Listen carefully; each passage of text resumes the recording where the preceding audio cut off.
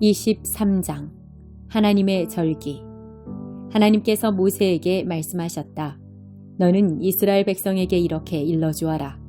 너희가 거룩한 모임으로 선언해야 하는 하나님의 절기, 내가 정한 절기는 이러하다.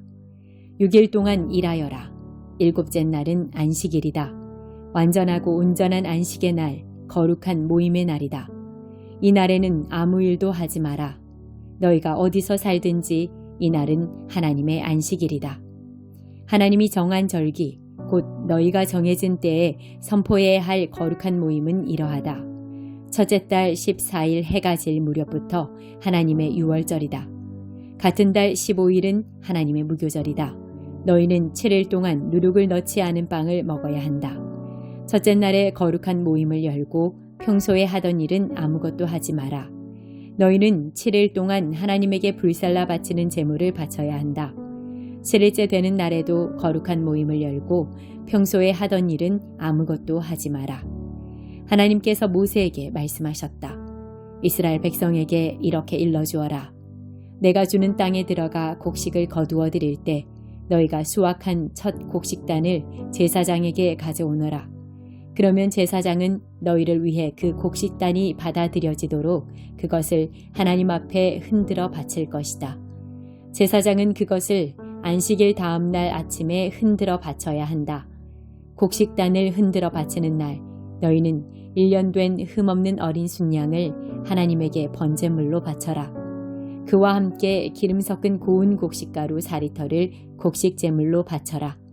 이것은 하나님에게 불살라 바치는 제물이며 하나님을 기쁘게 하는 향기다. 또한 포도주 1리터를 부어드리는 제물로 바쳐야 한다. 너희가 이렇게 제물을 너희 하나님께 바치는 날까지는 빵이나 볶은 곡식이나 날 곡식을 먹지 마라. 이것은 너희가 어디서 살든지 대대로 지켜야 할 영원한 규례다. 안식일 다음 날 아침, 곧 너희가 곡식단을 흔들어 바친 날부터 7번째 안식일 다음 날 아침까지 7주를 꽉 채워 50일을 세어라. 그날에 너희는 새로운 곡식 제물을 하나님에게 바쳐라. 너희가 살고 있는 곳에서 고운 곡식가루 4리터에 누룩을 넣어 구운 빵 2덩이를 가져오너라. 이것은 첫 수확물로 하나님에게 흔들어 바치는 제물이다. 이 빵과 함께 1년 된 흠없는 어린 순양 7마리와 숫송아지 1마리와 순양 2마리를 바쳐야 한다. 이것들을 곡식 제물과 부어드리는 제물과 함께 하나님에게 번제물로 바쳐야 한다.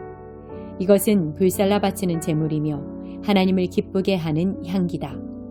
너희는 또 순염소 1마리를 속죄 제물로 바치고 1년 된 어린 양 2마리를 화목 제물로 바쳐라. 제사장은 첫 수확물로 만든 빵과 함께 그 어린 양 2마리를 흔들어 바치는 제물로 하나님 앞에 흔들어 바쳐야 한다. 그것들은 하나님에게 바쳐진 거룩한 제물로 제사장의 몫이다. 그날에 너희는 거룩한 모임을 선포해야 한다. 평소에 하던 일은 아무것도 하지 마라. 이것은 너희가 어디서 살든지 대대로 지켜야 할 영원한 규례다. 너희가 땅에서 곡식을 거두어 드릴 때는 밭의 가장자리까지 거두지 말고 떨어진 이삭을 다 줍지도 마라. 가난한 사람과 외국인을 위해 그것들을 남겨두어라. 나는 하나님, 너희 하나님이다. 하나님께서 모세에게 말씀하셨다. 너는 이스라엘 백성에게 이렇게 일러주어라. 7째 달 첫째 날은 안식의 날, 거룩한 모임의 날로 구별하여라. 순양의 뿔로 만든 나팔을 크게 울려 그날을 기념하여라. 평소에 하던 일은 아무것도 하지 말고 하나님에게 불살라 바치는 제물을 바쳐라. 하나님께서 모세에게 말씀하셨다. 7째 달 10일은 속죄일이다. 너희는 거룩한 모임을 열고 금식하며 하나님에게 불살라 바치는 제물을 바쳐라. 그날은 너희 하나님 앞에서 너희를 위해 속죄하는 속죄일이니 그날에는 일하지 마라. 그날에 금식하지 않는 사람은 누구든지 자기 백성 가운데서 끊어져야 한다. 누구든지 그날에 일하는 사람은 내가 그 백성 가운데서 멸할 것이다. 그날에는 아무 일도 해서는 안 된다. 절대로 일하지 마라. 이것은 너희가 어디서 살든지 대대로 지켜야 할 영원한 규례다. 그날은 안식일, 곧 온전하고 완전한 쉼의 날이며 금식의 날이다. 그달 9일 저녁부터 다음날 저녁까지 너희는 안식일을 지켜라. 하나님께서 모세에게 말씀하셨다. 너는 이스라엘 백성에게 이렇게 일러주어라. 하나님의 초막절은 7째 달 15일에 시작되어 7일 동안 이어진다. 첫째 날은 거룩한 모임의 날이니 평소에 하던 일은 아무것도 하지 마라. 7일 동안 하나님에게 불살라 바치는 제물을 바쳐라. 8일째 되는 날에 다시 거룩한 모임을 열고 하나님에게 제물을 바쳐라. 이것은 엄숙한 집회다. 평소에 하던 일은 아무것도 하지 마라. 이것들은 하나님이 정한 절기다. 그날에 너희는 거룩한 모임을 선포하고 하나님에게 불살라 바치는 제물을 바치되 번제물과 곡식 제물과 희생 제물과 부어드리는 제물을 각각 정해진 날에 바쳐야 한다. 이 제물들은 하나님의 안식일에 바치는 제물, 서원 제물, 자원 제물과는 별도로 너희가 하나님에게 바치는 것들이다. 밭에서 곡식을 거두고 난 다음 너희는 7째 달 15일부터 10일 동안 하나님의 절기를 기념하여라. 첫째 날은 온전히 쉬는 날이고 8일째 되는 날도 온전히 쉬는 날이다. 첫째 날에 가장 좋은 나무에서 열린 가장 좋은 열매를 따고 종려나무 잎과 잎이 무성한 나뭇가지와 시냇가의 버드나무를 꺾어들고 너희 하나님 앞에서 7일 동안 즐거워하여라. 7일 내내 하나님 앞에서 그 절기를 경축하여라. 앞으로 매년 7째 달이 되면 이 절기를 기념하여라. 너희는 7일 동안 초막에서 지내야 한다. 이스라엘의 모든 아들, 딸이 초막에 들어가야 한다. 이는 내가 이스라엘 백성을 이집트 땅에서 이끌어낼 때 초막에서 살게 한 것을 너희 후손이 알게 하려는 것이다. 나는 하나님, 너희 하나님이다. 모세는 이스라엘이 즐겁게 지켜야 할 절기, 곧 하나님께서 정해주신 1년 동안의 절기를 그들에게 공표했다. 30편 다윗의 시.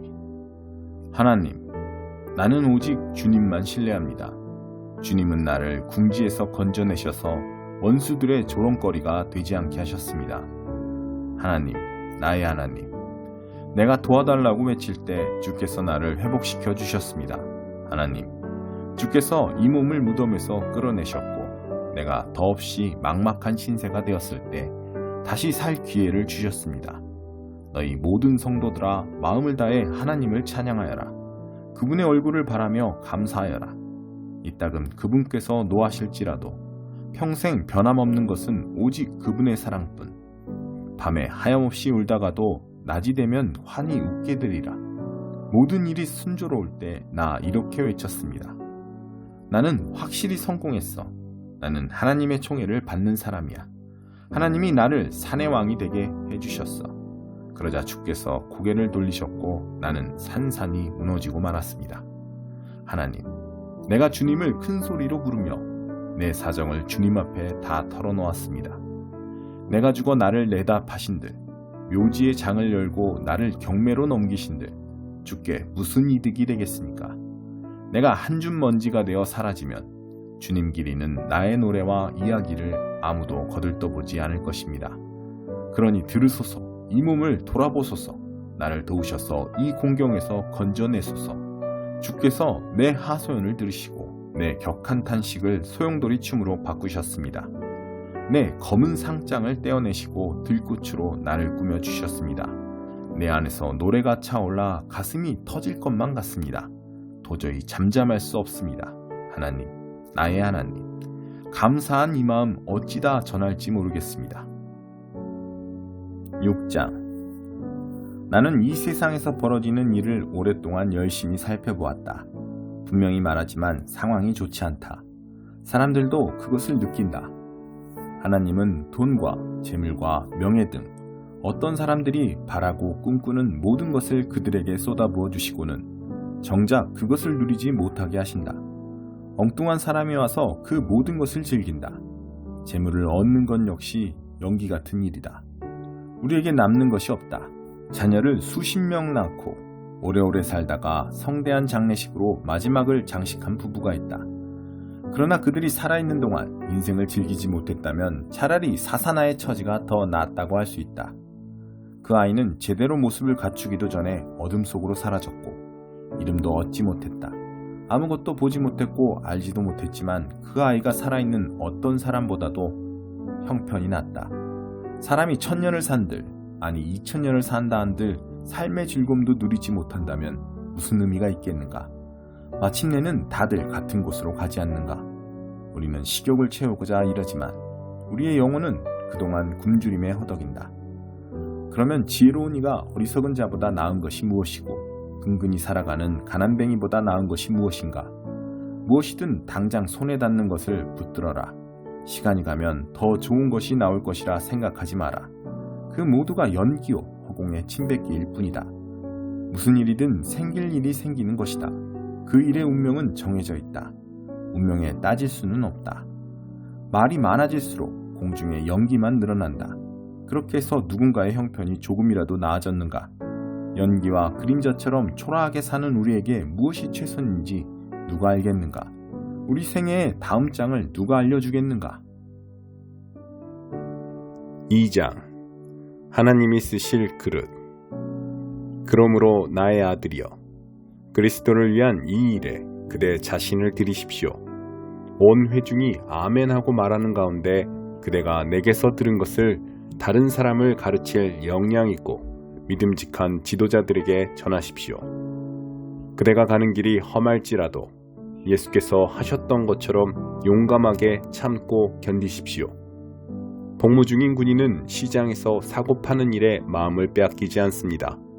그는 명령을 수행하는 데만 정신을 쏟습니다. 규칙대로 경기하지 않는 선수는 절대로 승리하지 못합니다. 부지런한 농부가 농작물을 수확합니다. 내가 하는 말을 곰곰이 생각해 보십시오. 그러면 하나님께서 알기 쉽게 풀어주실 것입니다. 예수 그리스도를 마음속에 굳건히 모시십시오. 그분은 다윗의 자손으로 나셔서 죽은 자들 가운데 다시 살아나신 분입니다. 그대가 내게서 줄곧 들은 말씀이 그것입니다. 바로 그 말씀을 전하는 것 때문에 내가 지금 감옥에 갇혀 있습니다. 그러나 하나님의 말씀은 감옥에 갇히지 않습니다. 내가 이곳에서 참고 견디는 것도 그 때문입니다. 그것은 하나님의 부르심을 받은 모든 이들이 그리스도의 구원을 그 모든 영광과 함께 얻게 하려는 것입니다. 다음 말씀은 확실합니다. 우리가 그분과 함께 죽으면 그분과 함께 살 것이고 우리가 그분과 함께 참고 견디면 그분과 함께 다스릴 것이고 우리가 그분을 부인하면 그분도 우리를 부인하실 것입니다. 우리는 그분을 버려도 그분께서 우리를 버리지 않으시리니 그분은 자신에게 불성실할 수 없기 때문입니다. 이것은 필수사항이니 하나님의 사람들에게 되풀이해서 말해 주십시오. 하나님 앞에서 사람들에게 경고하여 신앙을 빙자한 트집잡기를 못하게 하십시오. 그것은 믿음을 조금씩 갉아먹어 모든 이들을 지치게 할 뿐입니다. 그대는 하나님을 위해 최선을 다하고 그대가 부끄러워하지 않을 일, 곧 진리를 쉽게 풀어 분명하게 전하는 일에 집중하십시오. 신앙을 내세운 잡담도 잡담일 뿐이니 멀리하십시오. 그대도 아는 것처럼 말은 그저 말로 그치는 것이 아닙니다. 경건한 삶이 뒷받침되지 않은 말은 독약처럼 영혼에 쌓이게 마련입니다. 후메네오와 빌레도가 그 본보기입니다. 진리에서 멀리 떠난 그들은 부활이 이미 지나갔다고 말하며 신자들을 흔들리게 하고 있습니다. 그러나 하나님의 굳건한 기초는 예나 지금이나 흔들림이 없고 거기에는 이런 문장이 새겨져 있습니다.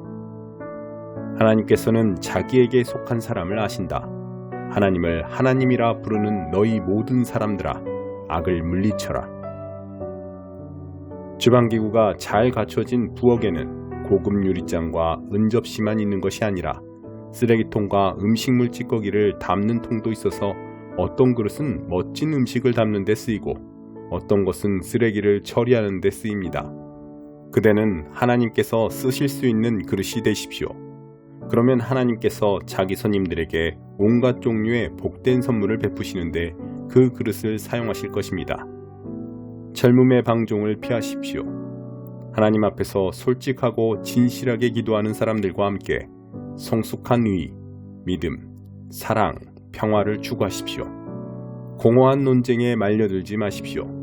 그런 논쟁은 언제나 다툼으로 끝나기 때문입니다.